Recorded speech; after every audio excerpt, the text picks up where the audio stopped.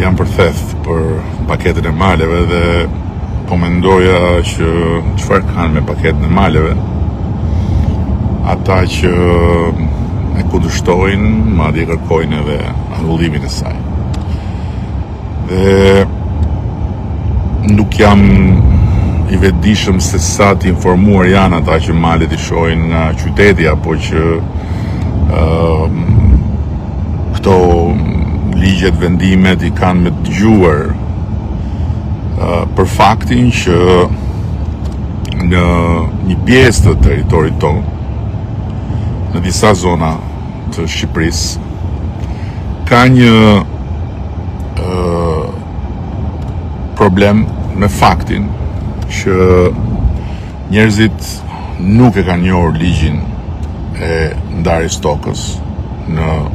fillim vitit 90, ligjin 7501, i cili nuk është pranuar për arsye se në vend se të pranohet ajo ndarje proporcionale sipas ligjit asaj kohe, është rënë dakord mes veti, mes banorëve, mes komuniteteve, që ndarja e tokës të bëhet në bazë të trashëgimisë dhe aty ku kanë qenë kufit e vjetër. Janë pafund ata cilët e kanë tani më të qartë që malet, që territoret e zonave rurale që janë larg qendrave të zhvillimit janë një potencial jashtëzakonshëm për ekonominë familjare, qoftë dhe duke hapur derën e një shtëpie të braktisur pas një rindërtimi të thjeshtë për të bërë një bujtinë. Dhe për ta është mundësia që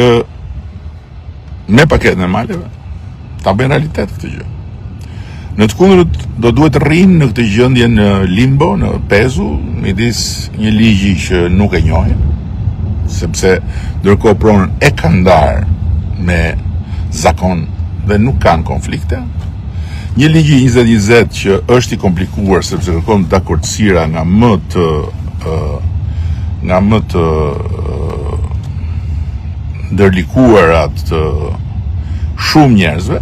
dhe ata shumë njerëz është shumë e vështirë edhe të gjenden dhe të bëhen bashkë, sepse nuk janë aty të gjithë, disa janë aty, disa janë në Europë, disa janë në Amerikë. Kështu që me këtë paket, secili që do të zhvilloj pronën e tij, pronën e trashëguar të tij, pra këtu nuk jemi në kushtet kur po shiten malet, se dhe kjo e shitjes është një histori në vete, por nuk është për këtë shitje në kjo bisedë. Këtu jemi në kushtet kur malet po hapen për ata që në male kanë trashëguar një pronë.